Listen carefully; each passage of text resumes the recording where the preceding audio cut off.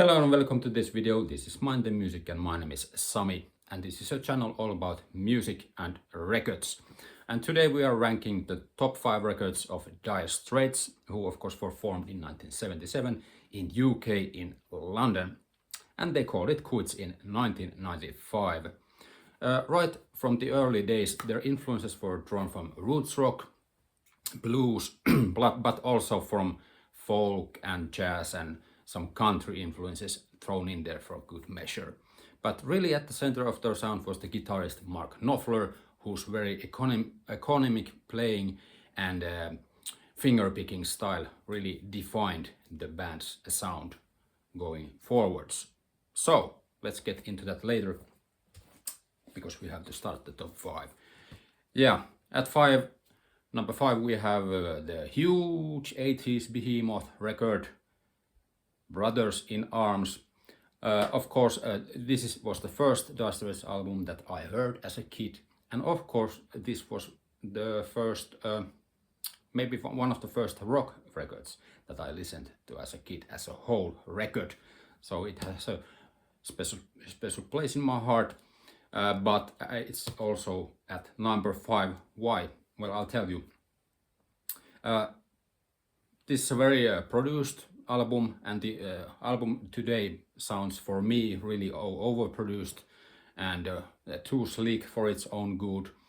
And the digital sound is a bit confusing for me these days, and this is not the kind of sound I want to hear from Dire Straits nowadays. So that's why it's at number 5.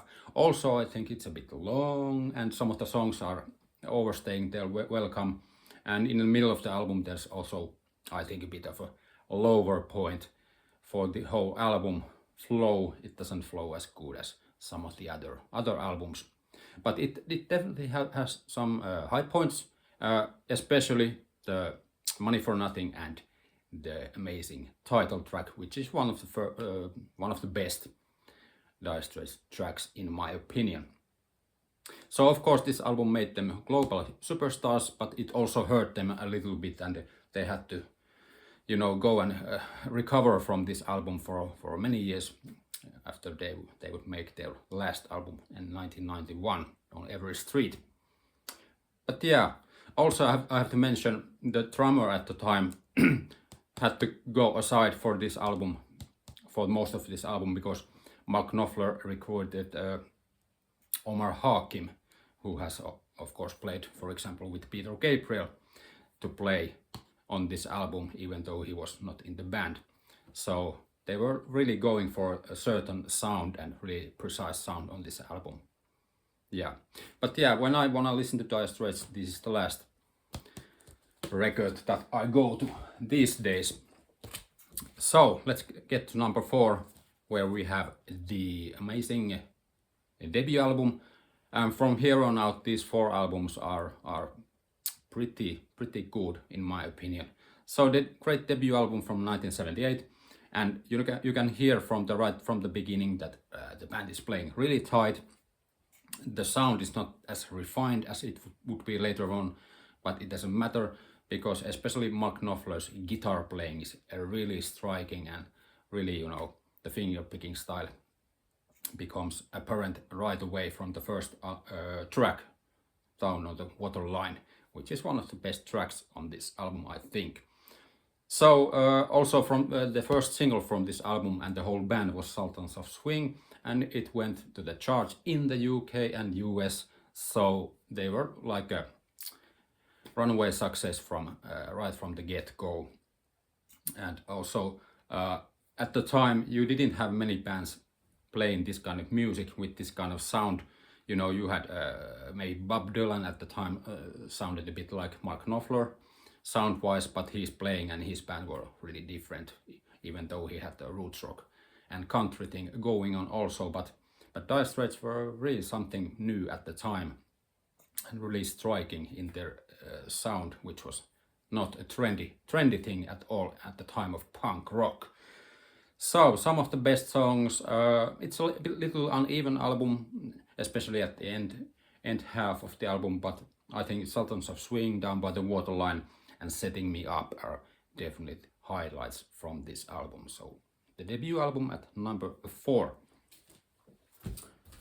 So many people think that the Dire Straits' second album, Communique from 1979, is just a rehash of the first album, but I personally don't think so. I think the sound of this album is much better, and it's definitely an underrated album overall. I think it was recorded in the Bahamas. I don't think if it had an influence on this sound. There's some ocean right there also, but it sounds really right from the start, the first track, Once Upon a Time in the West. So it feels like it's from the beach or the ocean or something. But yeah, I definitely like this album sound much better than the first album, and also the highlights on this album. You have many highlights. The title track, of course, Lady Writer, and then you have Where You Think You're Going, and so on. So I think even though many people think this is just a average compared to the first album, I think it has a really nice overall feeling, which makes me want to listen to this album. And this, of course, was produced by Barry Beckett and Jerry Wexler, who had worked with such as Bob Dylan and Paul Simon in the 70s in the past. So they definitely had some professional help with this album compared to the first album, which was it was a bit of a rougher sound, rough around the edges. But yeah, definitely a great album, Communique. Check it out if you haven't listened to it yet.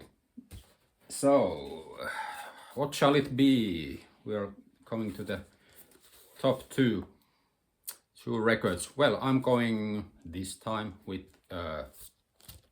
Love Over Gold at number 2. Yeah, from 1982. So this was a real departure for the band. The band grew. There are more members playing on this record, and also the sound was more of an arena rock type of sound with keyboards and atmospheric elements thrown in there. And yeah, the songs are a bit long on the longer side, but they're really interesting, especially some of the songs that we're going to discuss later. But yeah, it's more dramatic, the sound and the songs. And also the 70s Springsteen influences that you had on the last album, Making Movies from 1980, really make a return on this album, definitely, especially on the first track, Telegraph Road, where there's this real dramatic build to the song. Yeah. And of course, Telegraph Road is one of the best Dire Straits songs for me. And also Private Investigations, which is also on the A side of this album. So just those two songs are really putting this album up here, because they are some of the greatest songs Dire Straits ever wrote. And definitely this song has really not so much a radio hits. It's meant to be listened as a complete album for me from start to finish. And the atmospheric, when you check out the cover, it already starts with the cover of the album. You can see that there's something dramatic going on in the album. But yeah, one little info nugget right here. The song Private Dancer was also written for this album, but Mark Knopfler thought that it would be better suited for a female singer. So he gave the song to Tina Turner, and of course it became a huge hit in the 80s and so on. But yeah, great album. Also on this tour for this album, Love Over Gold, they recorded the live album Alchemy, which has a great versions of Telegraph Road and Private Investigations and so on, from the older songs also. So be sure to check that out. Also, it's a great album, a double disc. So you might guess what is the number one. If of course their third album, Making Movies. That's a nice and simple cover right there. Third album released in 1980, and Knopfler's brother David had gone after the second album. So when they recorded this third album, they became a three-piece, as you can see here.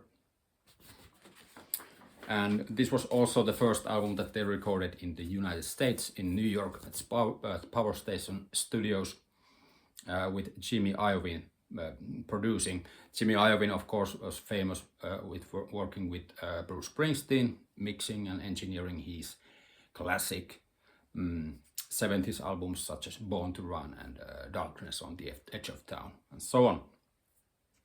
But the secret ingredient was also connected to Bruce Springsteen. They hired Roy Bittan to play the keyboards and piano for this album, and it really makes dramatic effect and makes the songs and the album sound very cinematic, and hence the title, Making Movies. It's a really cinematic album right from the beginning. The first song, Tunnel of Love, one of the best Dire Straits tracks, definitely. And you know, the sound is great right from the beginning. The feeling, the broad, you know, soundscape of the playing, and of course the guitar playing is great. But listen to the drum sound on this album. It's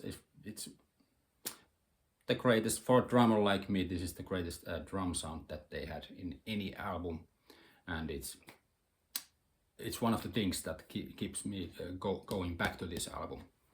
But yeah, I think the album shows the band more as a unit than the first two albums.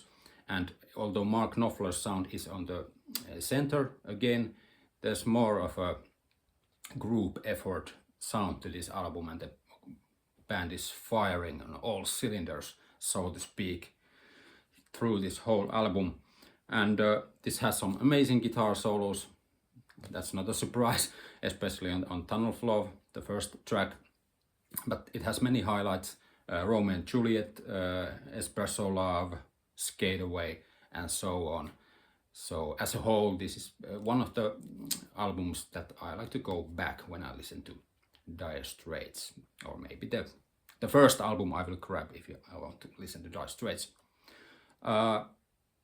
So the sound I talked about, but really I think this really captures the band's feeling and sound when they're going to the new decade. You know, the 80s are coming.